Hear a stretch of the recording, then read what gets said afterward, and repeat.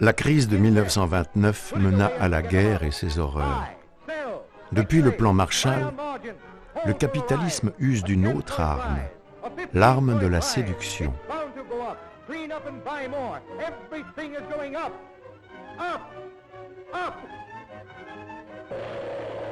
The market crashes October 1929. Michel Clouscar analyse ce capitalisme de la séduction et le résume sous la formule « Tout est permis, mais rien n'est possible ».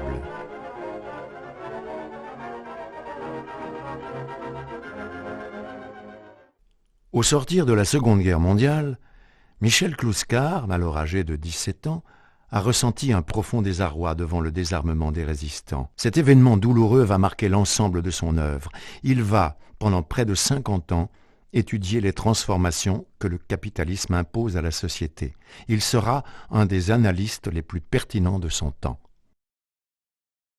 C'est la société où on vit, c'est le capitalisme. On vous offre... vous pouvez aller partout, vous pouvez aller aux Seychelles, vous pouvez avoir un 4x4 hyper gros, polluant et autres, vous pouvez. Après, ça va être compliqué pour l'avoir. Il va falloir que vous trimiez, il va falloir que vous vous soumettiez, il va falloir accepter toutes nos normes.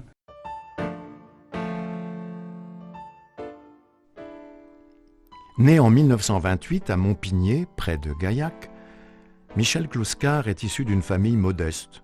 Sa mère est institutrice, son père mineur à Carmaux. Passionné de sport, Michel Clouscar s'illustre dans le 200 mètres. Il sera même présélectionné aux Jeux Olympiques de 1948. Il consacrera son premier ouvrage à une sociologie du sport, dans lequel le sportif devient la figure opposée du narcisse de la société libérale qui ne propose qu'un corps tourné sur lui-même. Notre première discussion là-dessus, je me rappelle, c'est autour du Tour de France. Et je m'étonnais, moi, j'ai une formation de petit colonial expatrié, dans mes représentations, quoi de plus vulgaire vraiment que les connotations du Tour de France, les publicités, le public, la vulgarité. Et là, Michel Clouscar me sort que, du point de vue statistique déjà, que le Tour de France, ça a été mesuré, et l'effort physique le plus colossal qui soit donné dans les sports, plus que le marathon même. Et il y a le problème à me faire prendre conscience de détermination que je maîtrisais dans l'abstrait, mais que j'étais loin de m'appliquer à moi-même, a fortiori d'en faire un usage sociologique, à savoir que si le sport rencontre une telle ferveur, je crois qu'il n'y a pas d'autre mot, quand j'essaie de me souvenir le temps sur lequel il en parlait, dans les classes populaires, c'est précisément parce que c'est au niveau de l'effort musculaire que ça représente que le travail retrouve une reconnaissance. Et pour une fois, sous une forme sublimée, applaudie et reconnue de cette partie de son existence qui est toujours niée, marginalisée, voire marquée d'indignation. Alors, est-ce un acte manqué? Ou est-ce un acte manqué bien réussi quelque part? Mais il a renoncé à sa carrière sportive lorsque, en voulant travailler la finale du 100, justement, c'était juste après la guerre. Il a dit, je voulais me laisser pencher un peu en avant pour gagner quelques dixièmes d'un dernier mètre. Je me suis étalé dans toute ma longueur, tout le peloton est passé devant, et donc j'ai laissé le sport, j'ai fait de la philo. Il quitte ainsi Gaillac et part à Toulouse étudier la philosophie. Lui, pour qui Toulouse est déjà la grande ville, n'imagine pas qu'elle ne sera qu'une étape avant Paris. Étudiant brillant, il est poussé à continuer ses études à l'université de Nanterre. Il accepte un poste de surveillant au lycée Jacques Decour qui lui permet de subvenir à ses besoins et de lui laisser du temps pour l'écriture de sa thèse « L'être et le code ». Sous la direction d'Henri Lefebvre, il travaille sans relâche car le sujet est immense. Il tente d'analyser l'histoire des relations sociales par le prisme des rapports de production sous l'Ancien Régime. Il soutiendra sa thèse en 1972 devant un jury composé notamment de Jean-Paul Sartre et d'Emmanuel Leroy-Ladurie, qui saluèrent l'effort immense que requérait le sujet. Ce travail fondateur lui donnera les clés pour comprendre immédiatement les enjeux de mai 68. En effet, dès 1973, dans un livre intitulé « Néofascisme et idéologie du désir », il dénonce la collusion entre les tenants du jouir sans entrave et les tenants de l'économie libérale. Il fait remonter cette nouvelle donne politique et sociale au plan Marshall. Le plan Marshall n'est plus aujourd'hui un projet, c'est En 1947, le président des États-Unis, Truman, signe un programme visant au rétablissement de l'économie européenne. Ce plan d'aide de plusieurs milliards de dollars est composé aux 4/5 de dons, mais les contreparties sont immenses. Elles obligeront, entre autres, l'État français, par les accords Bloom-Burns, à ouvrir son marché aux productions cinématographiques américaines. On peut dire que dans l'Europe dévastée d'après-guerre, la situation était pour le moins troublée, la paix était revenue, mais la paix sociale risquait d'être menacée. Et l'objectif des Américains était à la fois d'essayer d'améliorer la situation économique en Europe pour éviter que les revendications sociales n'augmentent. Les ouvriers, il ne faut pas l'oublier, étaient représentés par un parti communiste très puissant.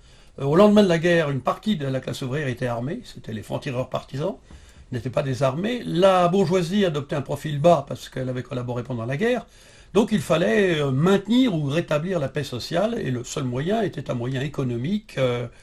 Et c'est à partir de là que, grâce à l'aide américaine, va commencer une période qu'un économiste français, François Perrault, appellera les 30 glorieuses, qui vont se caractériser, disons, par une augmentation générale du niveau de vie de toutes les classes sociales et une certaine diminution des inégalités, notamment aussi avec les réformes portant sur la sécurité sociale, qui vont favoriser, disons, le bien-être des classes populaires. Voilà le côté économique. Alors évidemment, tout ça n'était pas désintéressé. D'une part, il fallait maintenir et augmenter l'influence des États-Unis en Europe, c'était officiellement les libérateurs, mais sur le plan culturel, ça voulait dire faire pénétrer en masse l'idéologie Made in USA, par le biais de nouveaux modes de consommation, par le biais de la musique, le biais essentiellement aussi du cinéma, qui jouera un grand rôle dans l'imprégnation des esprits avec le mode de vie américain. Pourquoi le plan Marshall? Pour ne pas avoir le communisme, parce que si on revient au capitalisme de papa d'avant-guerre, avec la misère, etc., je veux dire, alors, déjà ils sont à 27% en 48 des communistes, 30% presque en Italie, alors là on est cuit. Hein. Donc il faut absolument lâcher un peu de l'Est, et bon, pas refaire tout à fait l'ouvrier à la Zola, lâcher du l'Est, et voilà. Et ça s'est passé dans tous les pays concernés. Et en France, ça a pris une dimension particulière dans la mesure où ça s'est conjugué avec le CNR, avec qui lui ne doit rien à la stratégie de l'OTAN, et qui affirme donc une gestion à la fois démocratique et centralisée, qui était censée, après les horreurs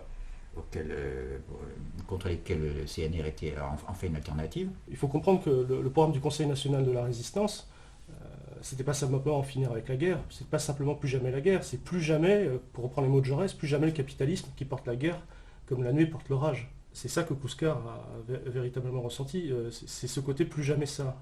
Et il se trouve que le pourrissement recommençait, le pourrissement de l'esclavagisme, du colonialisme, du fascisme, parce que c'est quand même le capitalisme qui a fomenté le fascisme pour s'en sortir.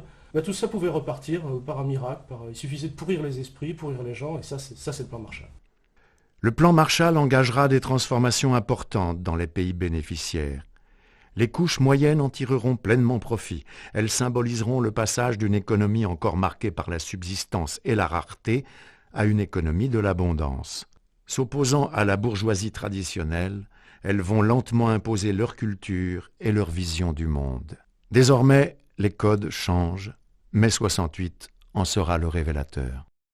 Ce plan Marshall greffé sur un État centralisé, ça fait rentrer la France de plein pied dans ce qu'on a observé ailleurs, de ce que les économistes ont appelé le capitalisme monopoliste d'État, mais la France y rentre véritablement massivement. Bon, ce capitalisme monopoliste d'État, donc, qui est cette espèce d'aboutissement, il permet une organisation maximale de la production, de la consommation, des mœurs, de l'espace. La France va connaître ce qu'on appelle une période d'expansion, de croissance de longue durée, laquelle période de croissance de longue durée va de pair avec la modernisation de l'économie qui se traduit par la concentration des entreprises, le développement scientifique et technique, et au plan sociologique, la montée en puissance d'une nouvelle classe sociale composée d'ingénieurs, de cadres, d'enseignants, de chercheurs, de techniciens, que moi je qualifie, on les appellera les nouvelles classes moyennes. Hein, moi j'appelle ça la petite bourgeoisie intellectuelle, parce que son capital finalement c'est l'intellect, c'est ses diplômes. Et cette classe va prendre non seulement en nombre, en pourcentage, un rôle de plus en plus important dans le développement de la société française, mais également au plan idéologique et culturel. C'est-à-dire qu'on ne comprendrait pas, par exemple, le succès des films La Nouvelle Vague si on ne les voyait pas comme l'expression artistique de la vision du monde de ces nouvelles couches moyennes, très modernistes, très en rupture avec la morale bourgeoise traditionnelle. Le capitalisme monopoliste d'État, il crée à la fois le produit et le client. Il crée même les nouvelles couches moyennes qui vont être à la fois la réclame et les consommateurs mêmes. Le pouvoir était occupé par une coalition de la bourgeoisie d'affaires, mais qui s'appuyait traditionnellement sur l'ancienne petite bourgeoisie, petits commerçants, petits artisans, petits paysans, profession libérale traditionnelle, très réactionnaire, avec un gouvernement autoritaire, centralisé, technocratique, pouvoir personnel, le général de Gaulle, et bien entendu, politiquement, elle ne pouvait pas s'exprimer sur la scène officielle, et le résultat, c'est qu'elle va se radicaliser au fur et à mesure de ses frustrations, elle va se gauchiser, et les plus excités d'entre eux, représentés par leurs théoriciens, leurs dirigeants, vont fonder différents partis d'extrême gauche, groupusculaires, trotskistes, maoïstes, nouvel anarchisme, dont Cohn-Bendit sera l'un des représentants les plus connus. Et non seulement ils vont s'en prendre au gouvernement, mais les plus radicaux vont s'en prendre au régime de la Ve République, à laquelle ils voudront mettre fin, et les plus radicaux encore s'en prendre au capitalisme lui-même. Donc ça sera la révolution de mai 68. Mais ça, c'était au plan des paroles, des slogans, des discours. Il faut quand même savoir que dans un pays capitaliste normal et normalisé, cette classe montante d'ingénieurs, de cadres, de techniciens, d'enseignants, de chercheurs, de la matière grise, comme on dira plus tard, n'ont pas pour vocation de faire la révolution, mais de seconder la bourgeoisie dans sa domination en tant que classe intermédiaire, classe médiane, classe médiatrice, entre ceux qui dirigent et ceux qui exécutent. C'est pour ça qu'on dit qu'ils sont, comment dirais-je, préposés, les néo-petits bourgeois, aux tâches de médiation, c'est-à-dire de conception, d'organisation, de contrôle, d'inculcation, de formation, etc. Pour ratifier cela, cette situation-là, il a fallu une alliance générale, ce que Gramsci appelle un bloc historique, c'est-à-dire en l'occurrence l'alliance des classes possédantes et des classes moyennes. Alors dans les situations révolutionnaires, c'est l'inverse qui se produit, c'est l'alliance des classes populaires avec les couches moyennes. Là, en l'occurrence, les classes possédantes se sont mis les couches moyennes dans la poche, en créant véritablement des nouvelles couches moyennes. Je dis bien couches moyennes parce qu'il est bien évident que dans le mode de production capitaliste, avec toutes les différences de hiérarchie sociale qu'on peut trouver, et ça, vous prenez la lutte des classes en France de Marx, vous avez à peu près 14 groupes sociaux. Contrairement à ce que font croire les adversaires du marxisme, ce n'est pas une logique binaire. Mais simplement, la logique même du capitalisme s'est articulée sur ceux qui détiennent les grands moyens de production et d'échange, le capital, et ceux qui offrent leur force de travail. Pour contrer cette logique duale du propre mode de production capitaliste, il faut évidemment des tonnes de couches tampons. Appelons-les pas forcément classes, ce ne sont pas forcément des classes, elles ne se vivent pas comme ça, elles n'ont pas forcément conscience, mais ce sont des couches moyennes. Et le capitalisme monopoliste d'État, créé à la faveur du plan Marshall, a eu le don d'augmenter complètement le nombre de gens qui se sentaient couches moyennes. Et cela via le salariat généralisé. Ce sont des gens à qui on a fait aimer leur chaîne, littéralement. L'ordre de grève a été maintenu par les 4 grandes centrales syndicales. La plus grande grève que connut l'histoire de France se déroula durant mai 68. Elle compta près de 9 millions de grévistes. Pourtant, aujourd'hui, seuls les combats menés par les mouvements étudiants semblent retenir l'attention.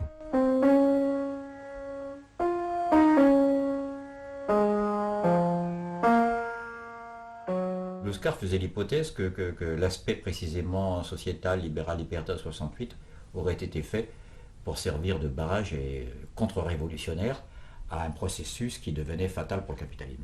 En 68, ils ont eu peur parce qu'il y a eu la France, mais il n'y a pas que en France où il y a eu. Mais 68, il y a eu l'Italie, il y a eu la plupart des pays d'Europe, il y a eu les États-Unis. Ils ont dit bon, c'est fini. Ils ont eu ce qu'ils voulaient pendant les 30 Glorieuses. Maintenant, on reprend la main, on les casse, on dit qu'ils ne servent à rien. On va en mettre un paquet au chômage, comme ça fera peur aux autres. Et c'est ce qui s'est passé, quoi. Voilà.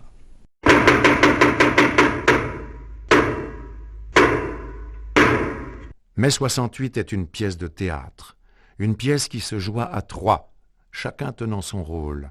De Gaulle, le père autoritaire, Pompidou, l'oncle débonnaire et libéral, Cohn-Bendit, l'enfant terrible. Michel Clouscar voit dans Mai 68 une révolution de palais, un second plan Marshall d'ordre symbolique qui verra l'alliance du libéral et du libertaire pour faire sortir de la scène les représentants de l'ancienne bourgeoisie. Les couches moyennes participent enfin au banquet du pouvoir.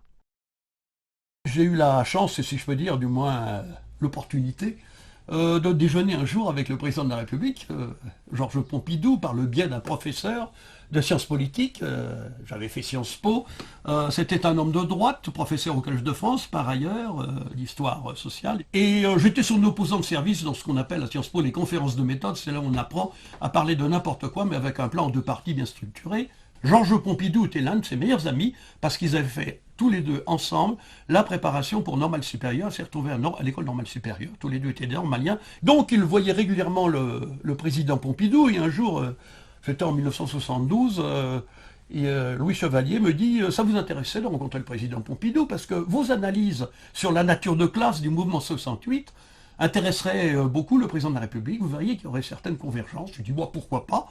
Et puis moi, ce qui m'intéressait, c'était pas de manger avec Pompidou, c'est de voir un peu des dirigeants politiques, ce qu'ils pensaient comme ça de mai 68, off the record, si on peut dire.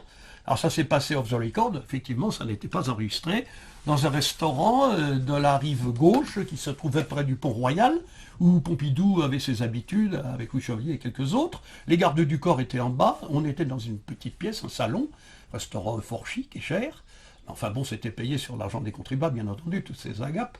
Et Pompidou, quelques minutes après avoir discuté du dernier film de Godard à l'époque, embraye sur « Alors il paraît, Monsieur Garnier, vous avez une analyse intéressante qui, bien que marxiste, coïncide assez avec, paraît-il, selon Louis Chevalier, le point de vue que nous avons sur mai 68. » Alors je dis « Bah oui, je me doute bien que vous n'êtes pas marxiste, Monsieur le Président, étant donné que vous êtes un ancien fondé de pouvoir de la banque Rothschild.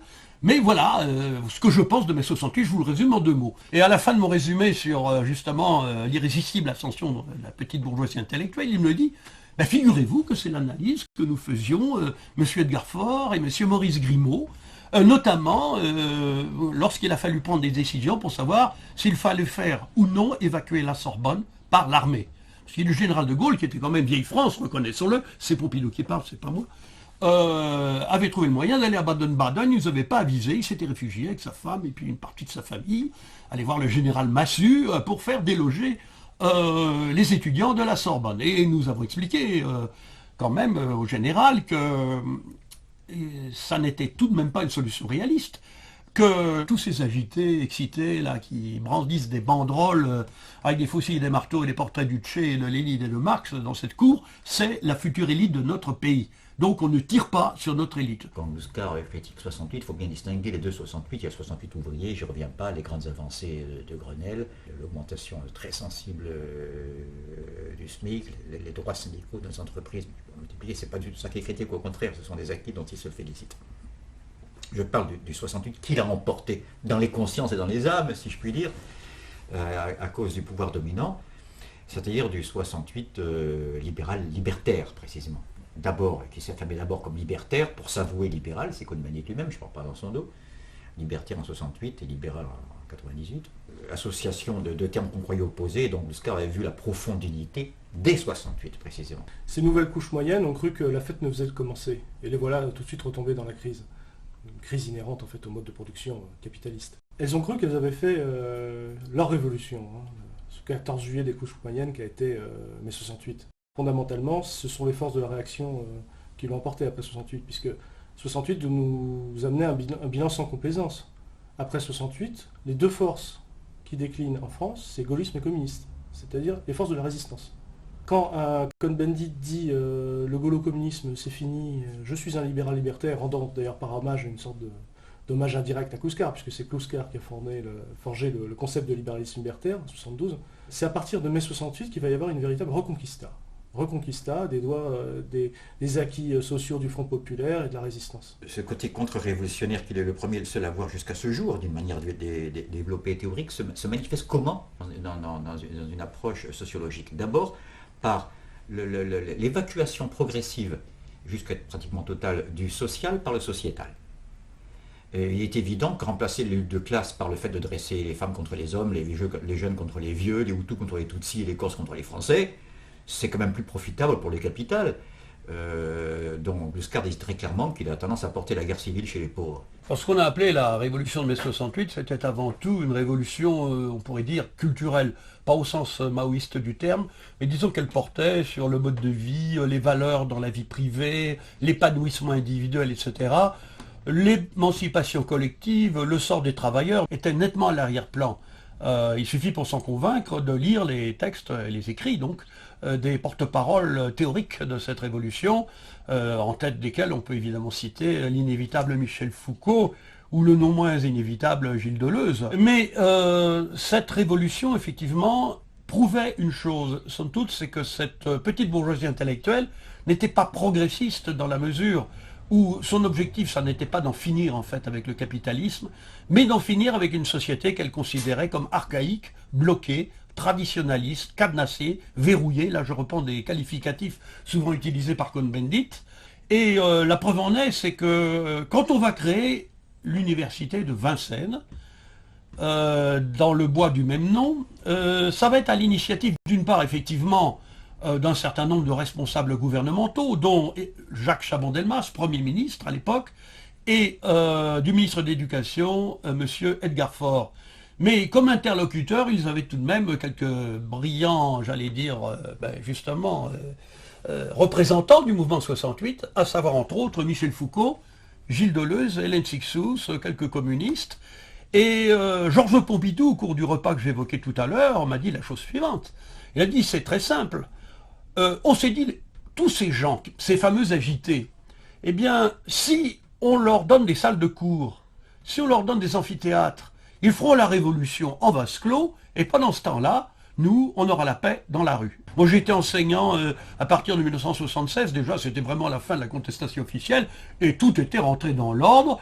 Les anciens contestataires étaient devenus des mandarins, leurs élèves étaient des groupies face à leurs gourous, et somme toute, tout se passait fort bien. Il n'y a pas eu beaucoup de troubles. Donc on peut dire que Paris 8, ça a été finalement à la fois l'apothéose et la fin au plan intellectuel de la contestation. S'inscrivant dans la lignée philosophique de Rousseau, Hegel et Marx, Michel Clouscar engagera une querelle contre les maîtres à penser de 68, Althusser, Sartre, Foucault, Lévi-Strauss, autant d'intellectuels qui, pour Michel Clouscar, ont pour point commun de reléguer les déterminations économiques et historiques au second plan. Ils incarnent la trahison des clercs, abandonnant les questions sociales et les enjeux collectifs au profit des préoccupations sociétales chères aux couches moyennes. Je peux prendre quelques exemples très localisés. Si je prends Althusser, par exemple, je prends la manière dont Althusser fait intervenir la détermination économique. C'est pas rien tout de même, quand on se réclame de Marx. Eh bien, c'est pas Althusser, il a fait intervenir jamais, une concreto.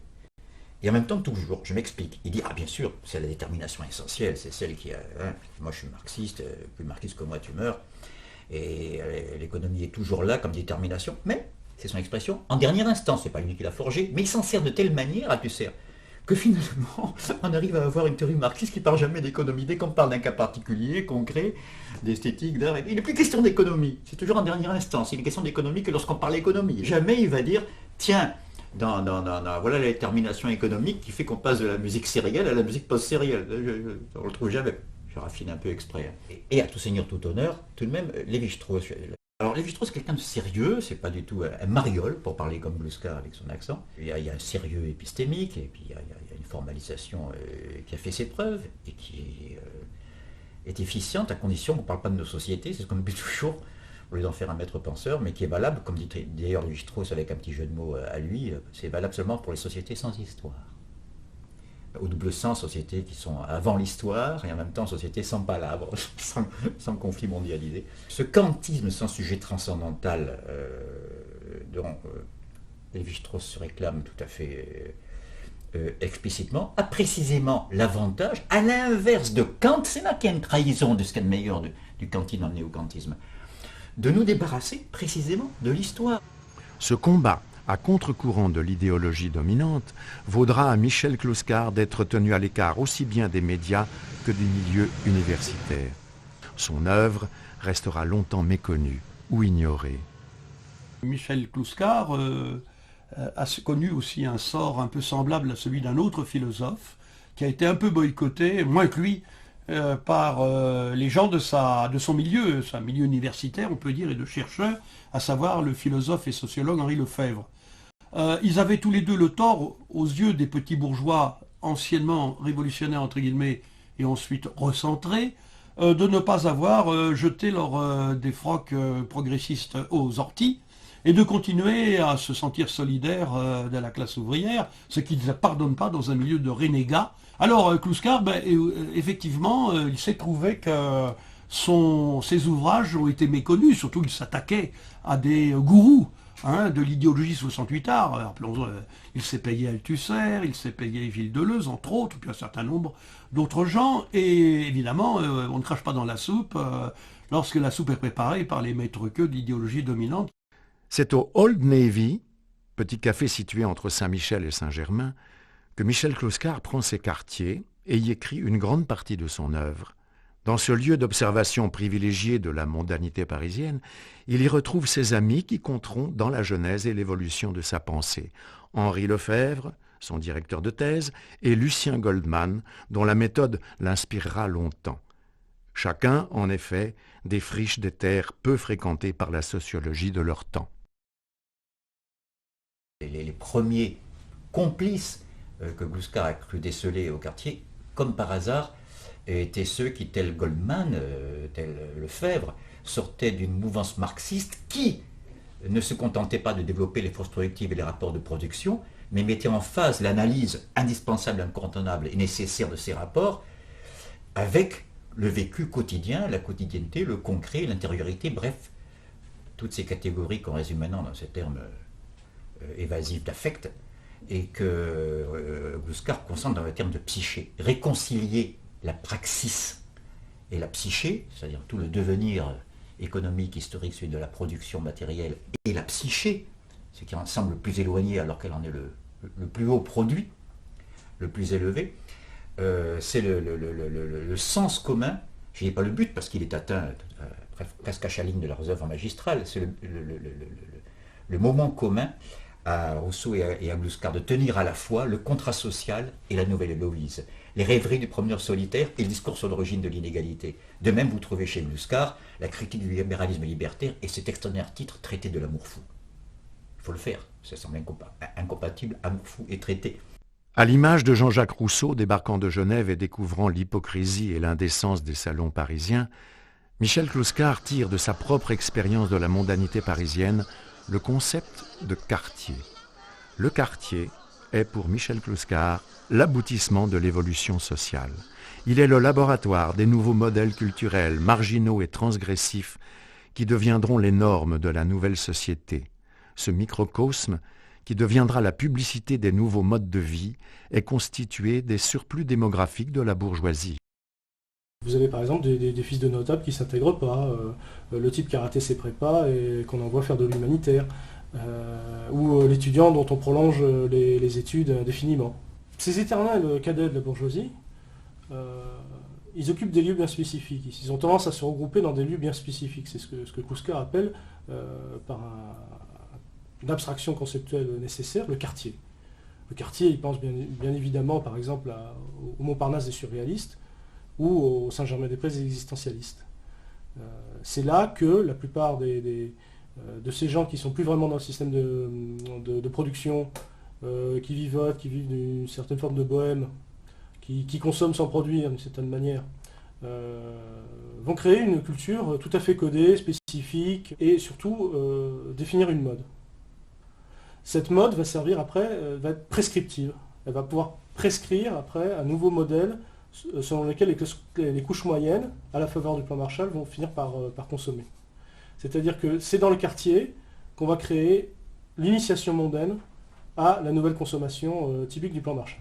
Je rappelle que le quartier, chez lui, c'est une figure, c'est une métonymie qu'on peut prendre au sens propre, c'est le quartier latin, même si ça peut être Montparnasse à d'autres époques, mais aussi avec des annexes géographiques. Il ne faut pas le prendre au sens très réaliste. Il me disait souvent que le Luberon, c'était là où beaucoup de gens du quartier avaient leur maison de campagne.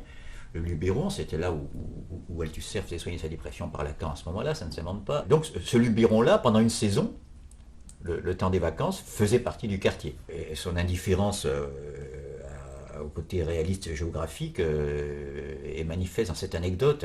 Quelqu'un justement du Old Navy lui demande un jour « Où vas-tu cet été, Kouskar ?» Il dit « Je vais à Corfou. » « Ah bon, j'ai entendu dire qu'il allait à Calvi. » « Oui, Calvi qui a pris Corfou, » il a répondu. Vous voyez que c'est des catégories, voilà, c'est des lieux de vacances où on retrouve toujours un peu les mêmes comportements, les mêmes succursales de ce qui se passe entre le Café de Flore et l'Old Navy.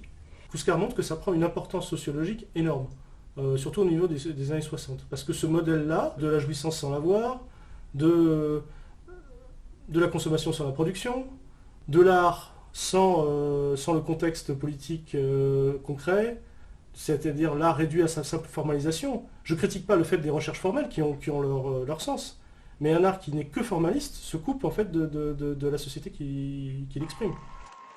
Alors il y a un lieu emblématique de la victoire de cette révolution culturelle portée par la petite bourgeoisie intellectuelle, c'est le centre Georges Pompidou, plus connu sous le nom de Beaubourg. L'initiative de ce centre, elle venait de Georges Pompidou. C'est lui-même d'ailleurs qu'il n'était pas très chaud pour le projet, il l'a trouvé trop avant-gardiste, mais il était assez démocrate, contrairement à Mitterrand. Il a accepté le projet qui a été présenté, que tout le monde connaît aujourd'hui, une fois réalisé. On peut considérer que cet édifice, surtout dans les premières années, on peut dire la fin des années 70, début des années 80, a été le temple de la contestation institutionnalisée, dans la mesure où les expositions qui étaient présentées, aussi bien qu'il s'agisse de peinture, de sculpture, de cinéma, de débat, étaient des expositions qui reprenaient une à une toutes les thématiques 68ardes. Sur la critique de la société de consommation, la mécanisation, la société industrielle, l'écologie qui commençait à apparaître aussi parmi la thématique. J'ai participé comme concepteur, entre guillemets, à l'une de ces expositions. Le thème c'était « Qui décide de la ville ?» Et notre exposition était une exposition très à gauche qui critiquait la spéculation immobilière, la mainmise des promoteurs sur le centre des villes, etc. Et la clientèle qui était là, que j'ai appelé dans un article la petite bourgeoisie, était parfaitement en adéquation avec ces expositions qui en fait étaient conçues, organisées par des gens qui étaient d'anciens leaders ou maîtres à penser de mai 68. Je citerai entre autres un sociologue très connu, Jean Baudrillard. Ce genre d'édifice va se multiplier dans toute la France. On peut dire que la plupart des maisons de la culture qui avaient commencé déjà à être essaimées dans les années 60, mais qui vont se développer après, et tous les lieux culturels branchés, comme on dira plus tard, sont essentiellement des mises en spectacle de la vision du monde néo-petite bourgeoise. C'est d'eux dont on parle dans toutes les rubriques culturelles des journaux que lisent les néo-petits bourgeois, du genre Libération, les rubriques culturelles de Libération, Les Inrecuptibles, Télérama, etc. Il faut être dérangeant, il faut être insolent, mais sans trop déranger, évidemment. C'est ce qu'on appelle de la rébellion de confort, de la subversion subventionnée, pas autre chose. Ça a beaucoup de succès, ça a beaucoup marché, et ça a satisfait la grande majorité, et pour ne pas dire la totalité, des nouvelles couches moyennes. En 1981, Michel Kouskar, alors professeur de sociologie à l'université de Poitiers, publie « Le capitalisme de la séduction », véritable succès de librairie. Dans cet essai, Michel Kouskar réalise une anthropologie de notre modernité, analysant les gestes et rituels d'intégration au capitalisme. Quand la période coloniale se terminait, commençait une nouvelle colonisation, la colonisation des esprits.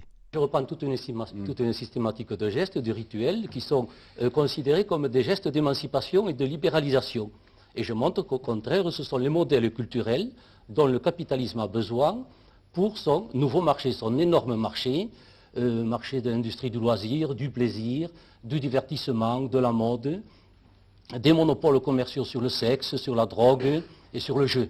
Alors là, il y a un fantastique marché permissif qui a besoin de gestes d'usage.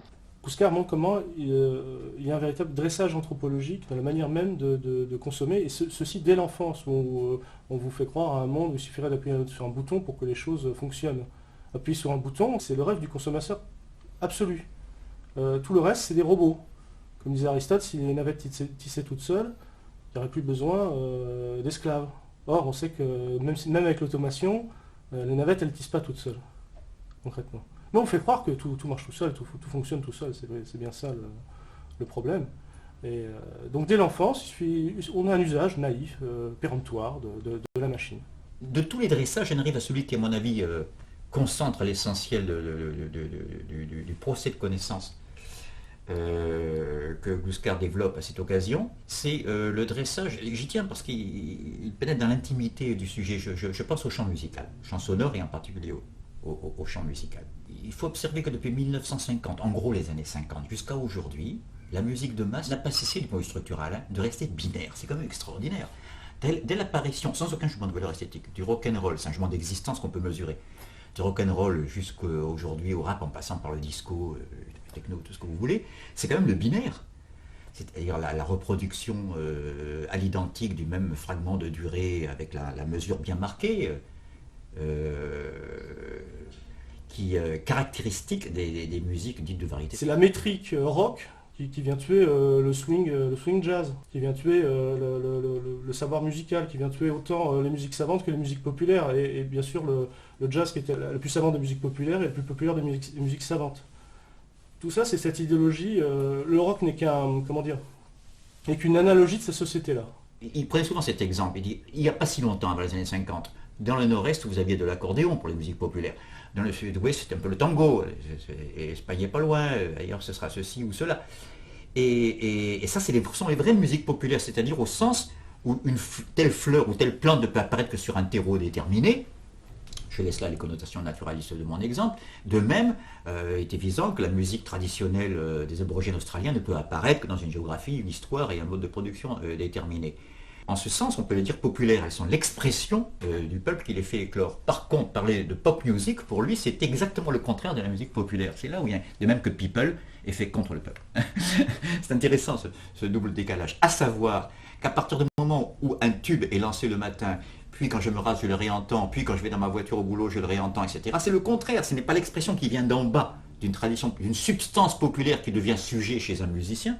C'est tout le contraire, c'est un truc qui vient d'en haut.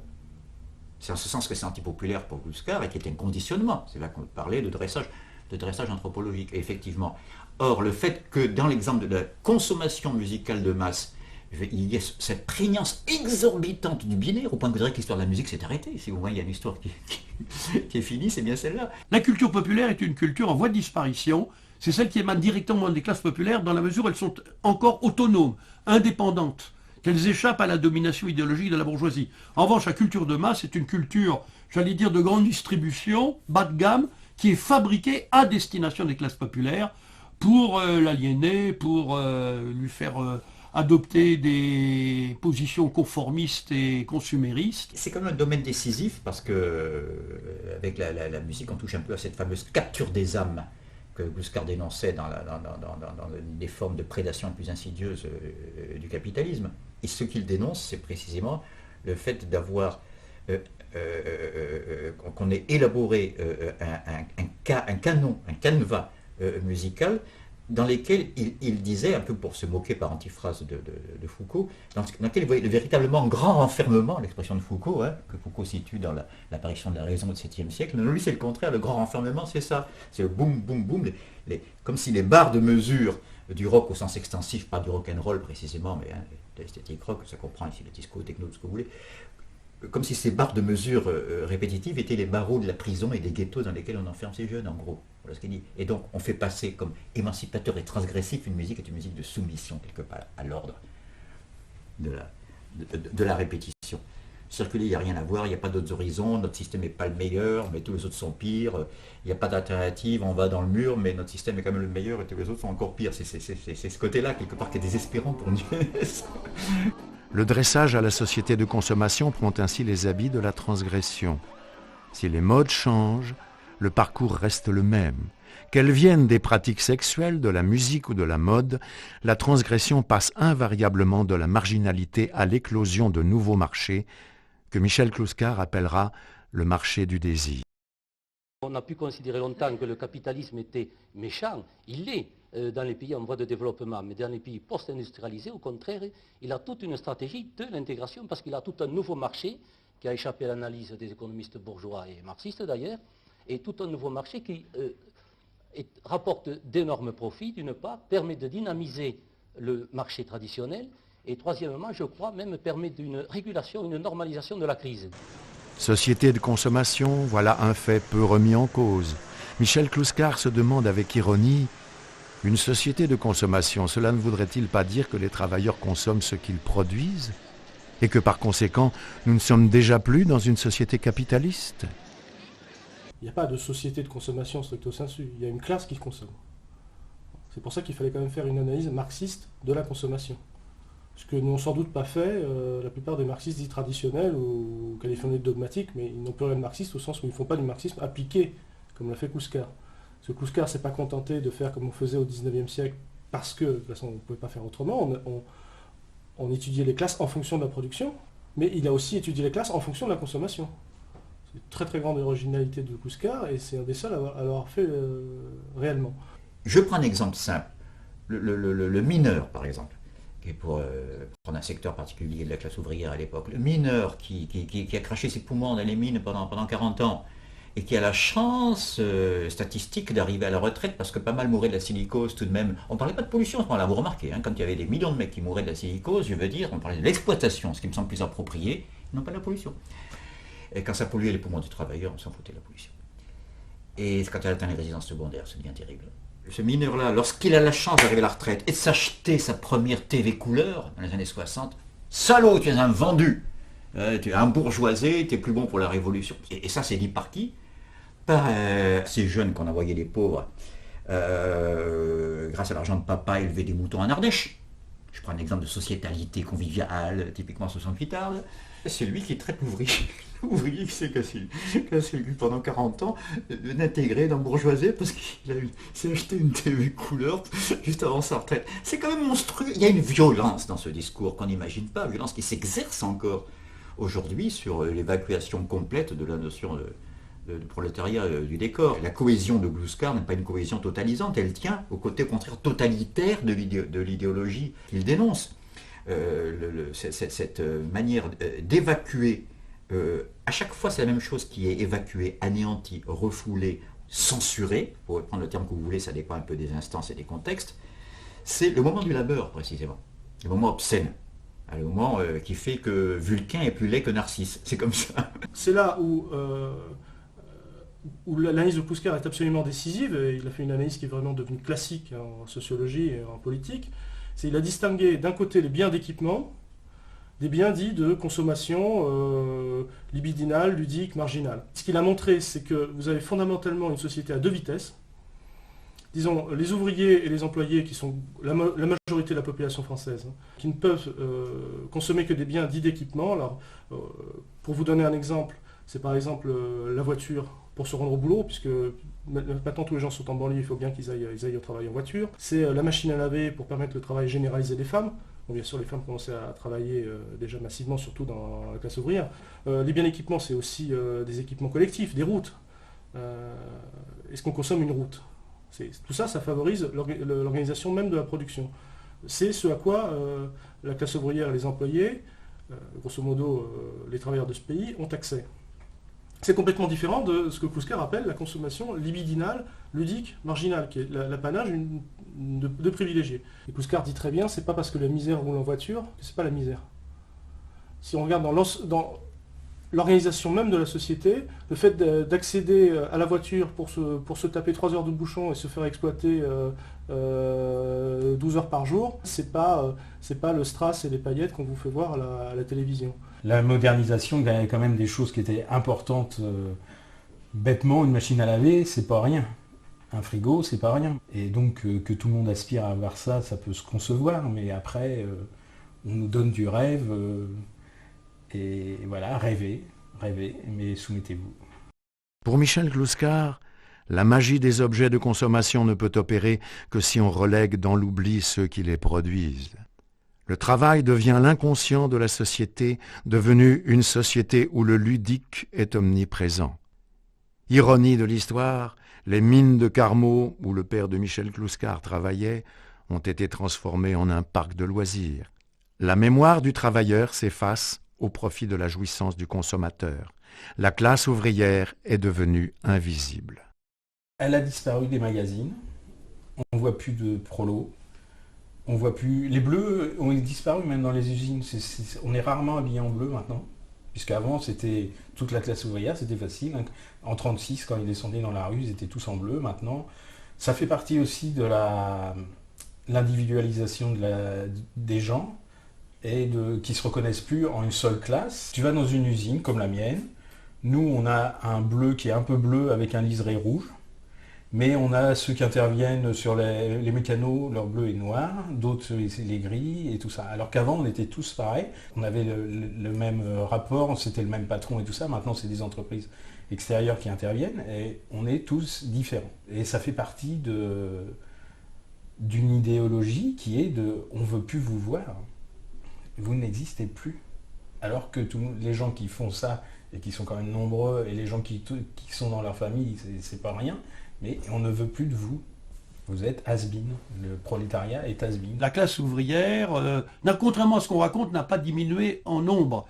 Elle a peut-être diminué en nombre dans les pays les plus développés, ceux qui se sont désindustrialisés, entre guillemets. Mais à l'échelle planétaire, il est bien évident qu'on regarde des pays comme l'Inde, comme la Chine, ou les pays dits émergents. Ce qui émerge aussi, c'est une nouvelle classe ouvrière. Et globalement, aussi bien en chiffre absolu qu'en chiffre relatif, la part de la classe ouvrière à l'échelle mondiale continue d'augmenter.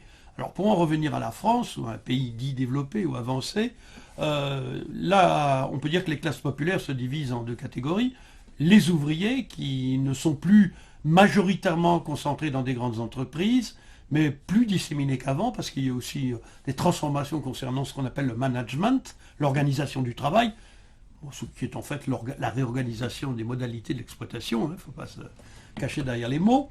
Donc cette classe ouvrière s'est dispersée, s'est un peu diluée, mais parallèlement au maintien de cette classe ouvrière, il y a aussi l'expansion d'un nouveau type de prolétariat qui est celui des employés. Quand on dit les industries de l'information et de la communication, ça veut dire qu'il y a aussi des prolétaires dans ces secteurs. Simplement, ils sont classés comme employés. La néodomesticité des emplois de service, que ce soit des laveurs de carreaux, des vendeurs de pizza ou des caissières de supermarchés, il y a toute une foule d'emplois nouveaux occupés par des gens qui sont aussi des prolétaires, dans des situations de précarité croissante. Leurs enfants d'ailleurs risquent de vivre moins bien que leurs parents, le chômage augmente, la précarité aussi, les emplois temporaires, etc., à temps partiel, et que somme toute, il faut quand même savoir qu'on a presque 60% de la population active qui est composée de ces ouvriers, de ces employés. L'isolement dans lequel se trouvait la classe ouvrière dans ce discours sociétal est quand même extraordinaire. S'il y en a un qui est abandonné,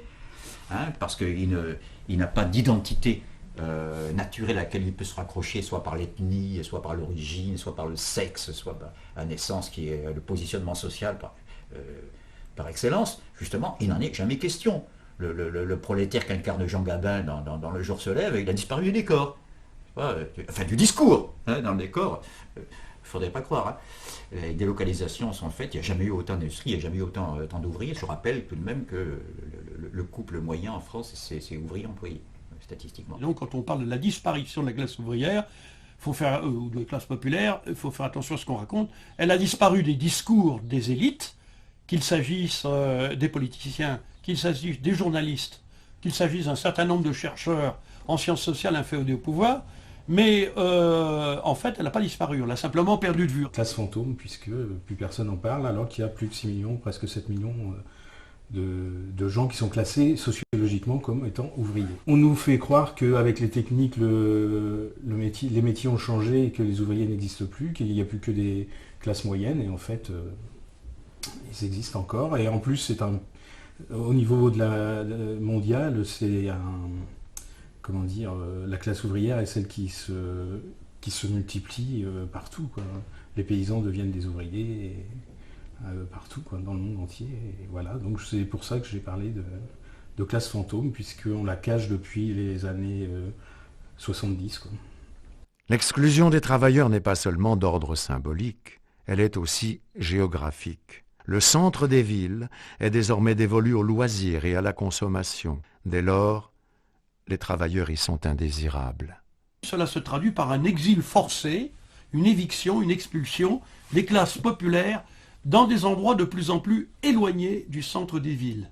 Il y a une véritable émigration obligée de ces classes-là qui ne peuvent plus habiter au centre. Il y a des opérations soit de rénovation, table rase, on détruit les quartiers, soit dites de réhabilitation ou de rénovation urbaine, où on restaure, on retape des anciens immeubles, mais pour les rendre accessibles, une fois rénovés, à des couches qui peuvent se les payer. Je prends un exemple très, très rapide, parce que c'est Gluskar qui me l'a suggéré. Lorsqu'on... les premières années, avant sa mort, la rue Mouffetard avait déjà pris son aspect actuel.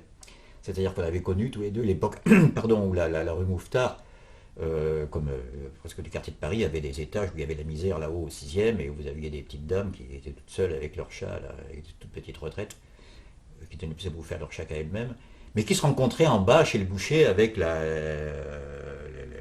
bourgeoise qui habitait les étages nobles. Bref, tout cela constituait un monde. C'est ce que je veux illustrer. C'était une totalité. Dans un monde, il y a une totalité. Totalité trompeuse, fallacieuse, injuste, même. Enfin, une totalité, d'ailleurs, l'adage dit, il faut de tout pour faire un monde. Alors que maintenant, les pauvres, ils sont expulsés à la Courneuve par les contraintes de prix de loyer, etc., depuis quelques années, ou à Évry, pour changer de point cardinal, et ils vont se faire voir ailleurs, et puis l'habitat humain est très, très, très homogène. Et donc là, quelque part, la rue Mouffetard n'est plus le monde qu'elle constituait à une époque, ce n'est plus que l'élément d'un parcours touristique. Le résultat, c'est que contrairement à ce qu'on raconte, la majeure partie des classes populaires n'habitent pas, pour la France, dans les cités. Dans les cités dites les zones urbaines sensibles, dans le langage technocratique, on a au maximum 4 400 000 habitants. La majeure partie de la population populaire française habite soit dans ce qu'on appelle le périurbain, c'est-à-dire au-delà de l'approche banlieue, soit déjà maintenant dans les zones rurales, dans un rayon pour ce qui est de Paris de 40 à 50 km du centre de Paris, soit évidemment aussi, on a tendance à l'oublier, dans toutes ces petites villes ou ces villes moyennes qui étaient des villes industrielles, et après les fusions-acquisitions, délocalisations, restructurations, ces villes ont été sinistrées, les gens ont perdu leur emploi, et elles se retrouvent avec des taux de chômage qui avoisinent souvent les 30 et 35% des populations qui ont entre 18 et 50 ans. L'occultation de la classe ouvrière répond à la logique même de la société libérale libertaire, répressive envers le producteur, permissive pour le consommateur. Le système capitaliste cherche à masquer une réalité. La consommation des uns n'est que la consommation du travail des autres. Pour réconcilier ces deux facettes de l'individu et de la société, Michel Gluskar propose la création du Parlement du travailleur collectif. Gluskar proposait, dans ces dernières années, de doubler le Parlement, la Chambre des députés, d'une deuxième chambre, supprimer le Sénat et le remplacer par le Parlement du travailleur collectif. C'est-à-dire un Parlement qui regrouperait tout ce qu'on appelle en général les forces vives de la nation, pour simplifier. Les producteurs de richesse sont après tout les mieux placés pour décider du destin et du destin quotidien d'une collectivité. Simplement. Donc ça a l'air tout simple, c'est d'autant plus incroyable, je veux dire, que la proposition ne soit pas plus récurrente. C'est une manière pour lui de faire en sorte que la législation précisément échappe soit au danger du droit formel, suffisamment dénoncé, je ne m'attarderai pas, soit aux habituels déviations de prévarication, de corruption, de lobbying, etc. Mais c'est une manière beaucoup plus rationnelle de donner des garanties institutionnelles parce que ce monde de la praxis soit non plus seulement évacué du décor, mais occupant une place au contraire décisive et déterminante dans l'institution elle-même. En 1995, Michel Gluskar se retire à Gaillac dans la maison familiale afin de poursuivre la rédaction de son œuvre. Il y décède des suites de la maladie de Parkinson le 21 février 2009. Comme Rousseau, Michel Gluskar a refusé toute sa vie de succomber aux modes de l'époque en nous offrant un nouveau regard lucide et engagé sur la société. Il nous aura invités à trouver dans les valeurs humaines de solidarité et d'amitié les bases d'une refondation progressiste. Il s'agit de proposer un nouvel horizon pour la vie humaine, à la fois concret et spirituel, le partage de l'amour et de l'amitié, l'unité du sujet et du citoyen, en marchant dans les pas des grands refondateurs qui comprenaient l'amitié, philia, comme une vertu politique et une parente de l'amour.